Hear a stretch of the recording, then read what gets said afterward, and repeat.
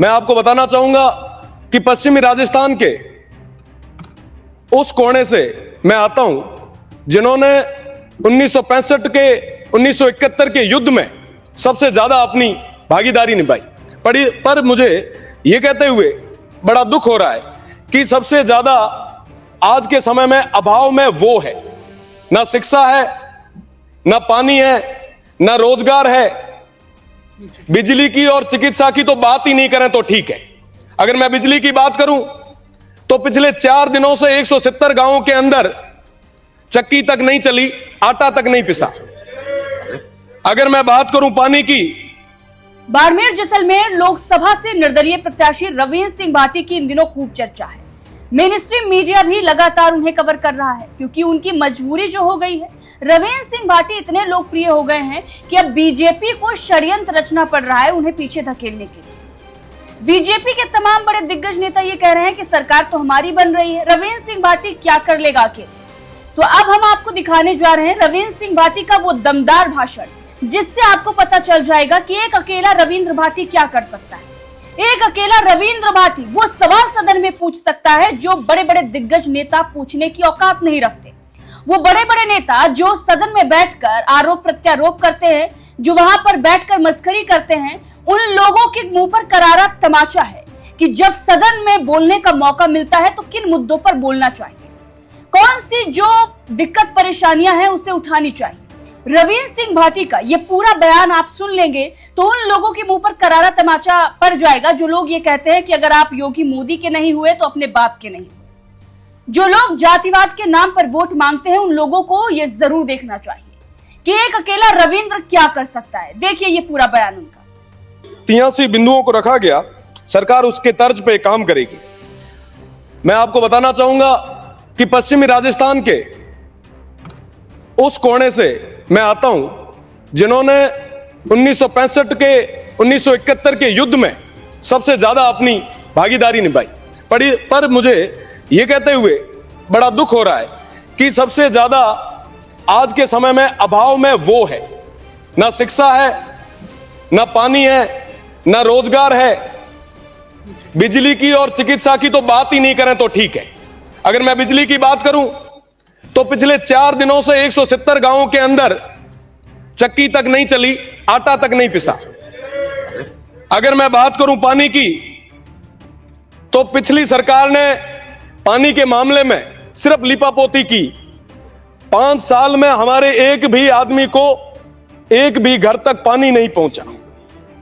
साथ ही साथ अभी मेरे से पहले हरीश जी चौधरी साहब ने फरमाया कि साहब शेरगढ़ में, सिवाना में कितने डिमांड भरे गए।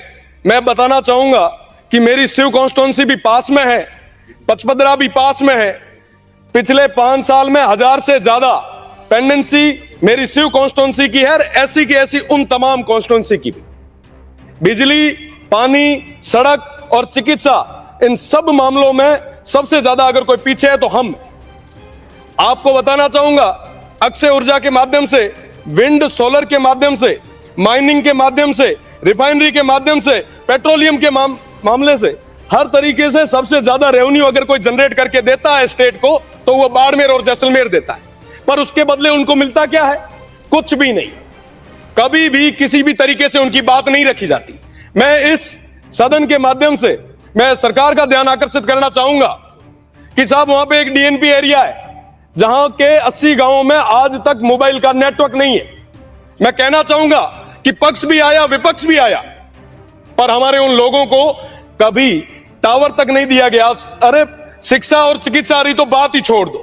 अगर कहना बुखार आवे तो 100 किलोमीटर पहले कोई हाथ जालन वालों को नहीं है। स्थिति क्या तैयार हुई क्योंकि हमारी बात कभी ये सदन रे मीना मजबूती कभी कह राखी को मारो निवेदन रहे है कि आप ये चीज ना आगे तक रखवाया और हमारे हुआ तमाम लोगों ना आप ज्यादा से ज्यादा सुविधा कहां कर दे रहा सको ये वास्ते करवाया। मैं अध्यक्ष जी रोजगार के बारे में बात करना चाहूंगा। यहां पे लगभग सभी युवाओं की बात कर रहे हैं कि रोजगार मिलना चाहिए, भर्तियां ऐसे हो रही है। सब गवर्नमेंट भर्तियां तो एक फिक्स सेगमेंट में है। उसके अलावा नई चीजें डेवलप करने की बात अपना कितनी करी, ये माते विचार करने की जरूरत है। इंटरप्रेन्योरशिप रो जमानो है, नई चीजें डेवलप करने रो जमानो है, पर वे दौर में मीना मां की करो समाधान रे, यहां पे कोई भी बात को नहीं कर रहे हैं। आज युवाओं रे बेड़ो चारों तरफ मीना खिलवाड़ हुआ पड़ी।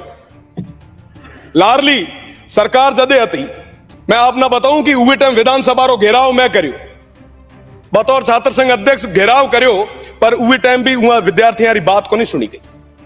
आज हमारे क्षेत्र का कई सारा एड़ा गांव है जिकार मीना मूलभूत सुविधा वास्ते लोग तरसे पड़िया, पर उमारी कोई बात को नहीं करे। हूं ये आज रे ये अभिभाषण रे माते हूं पानी रे मामले में मीना मारा क्षेत्र रा जो शिव गुंगा नीमला हरसानी गडरा और रामसरा जो गांव है, साथ ही साथ हड़वा और हड़वेचा है, उमारी बात करी। ए गांव वो है जिका मीना हाल तक पानी री एक बूंद को नहीं पहुंची है। सरकार लारली वादा करया था कि साहब मैं इतना कर हाँ थार वास्ते पानी पुगा दे हाँ, थाना झीला दे हाँ, पर साहब पीण आरू को नहीं है। गांव रा आदमी है जो पानी रे टंकियां नवार नवार 1000 दो हजार रुपये मीना वो कर्जो कर लियो, कोई बात करना तैयार को नहीं है। लाइट री जे बात करा जहां मैं पेल में आपने बात करी कि साहब 1000 वो पेंडिंग बढ़िया है, उरे टाल साहब ट्रिपिंग रे लारे और कटौती रे कारण स्थिति है कि साहब वो किसान है जो आत्महत्या करने की कगार माता आयो, कोई बात को नहीं करे तुम वाली। बिल्कुल साहब 5 साल आपरी बात करा, अक्षय ऊर्जा बिजली जो आप विंड और सोलर की जो बात कर रहे हैं, सीधा नहीं विंड की और जो सोलर की बात कर रहे हैं कि साहब हम वो विंड और सोलर सबसे ज्यादा हम प्रोडक्ट करके देते हैं। दिया तले अंधेरा है हुक्म, दिया तले अंधेरा है, वहां के लोगों को लाइट नहीं मिल रही। रोज किसान आए दिन वहां पे हड़तालें कर रहे हैं, धरने दे रहे हैं, उनकी बात कौन करेगा। ये रिफाइनरी जो हमारे बाड़मेर के अंदर है, वहां के स्थानीय लोग वो दर दर की ठोकरें खा रहे हैं, उन युवाओं को वहां पे रोजगार के लिए 1% भी वरीयता नहीं दी जा रही, कोई बात नहीं कर रहा था। और बाड़मेर जैसलमेर बात कर रहे हैं कि साहब की करो थे खूने माते बैठा लांठा हाँ खूने माते बैठा, जदे कदे भी कोई बात आए तो संगम पेल चौड़ी छाती करे लड़ने वास्ते अगर कोई तैयार रहे तो बाड़मेर और जैसलमेर रहो लोग रहा करें। हूं आपने अर्ज करनी चाहूं कि मारे हुई जगह बाड़मेर और जैसलमेर रे मीना लगभग 70% हर सेक्टर रे मीना हर विभाग रा पद खाली है। पेल तो कहता कि साहब मां थाना उत्काड़ो पानी सजा दिया, हमें तो रोड़ा ही हुए रहे साहब, जेड़े तेड़े है मैं सेवा पानी भी खूब करा, हमें तो हुई जगह अधिकारी मिलो 5 साल मीना तो हुआ मिलो को नहीं सदे वो विपक्ष में गया पा, पर वो पक्ष रे लोग मीना भी निवेदन करा, मंत्री मीना भी निवेदन करा कि हमें हुई जगह थाडी मीट मीना हुआ देखो, और हुई जगह वो जो खाली पद है आप सब हुआ ना भराऊं की कृपा करवा। आप सवाना मारो निवेदन रहे कि गिरल माइनिंग जो हमारे बाड़मेर रमीना शिव रमीना होने जा रही है, आसपास वालों पूरा क्षेत्र तो प्रदूषित है, जिसके कारण उतरे लोगों की उम्र 10-10 साल घट रही है। मारो निवेदन रहे कि आप सब उम्र स्वास्थ्य की चिंता करो। धन्यवाद अध्यक्ष महोदय, जय हिंद जय भारत। तो सुना आपने रविंद्र सिंह भाटी का ये सदन में दिया गया बयान है। जब वो शिव विधानसभा से चुनकर आए थे, जब विधायक बने थे, तब उन्होंने सदन में यह बयान दिया था। उनके क्षेत्र की जो दिक्कत परेशानी थी वो उन्होंने सदन में रखी थी। अभी तक आप देखिए बीजेपी की भी सरकार रही है, कांग्रेस की भी सरकार राजस्थान में रही है। 5 साल बीजेपी आए, 5 साल कांग्रेस आए। इनका गठजोड़ जो चल रहा था उससे सबसे ज्यादा नुकसान जनता का हो रहा था।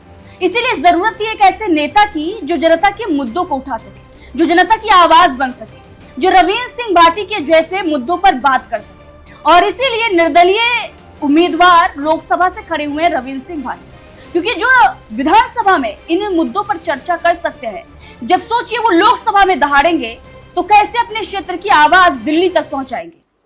और जब वहां तक आवाज पहुंचेगी, जब पूरा देश देखेगा, तो उसे समझ में आएगा कि राजस्थान में एक ऐसी भी जगह है जो इतनी दिक्कत परेशानियां वहां पर है।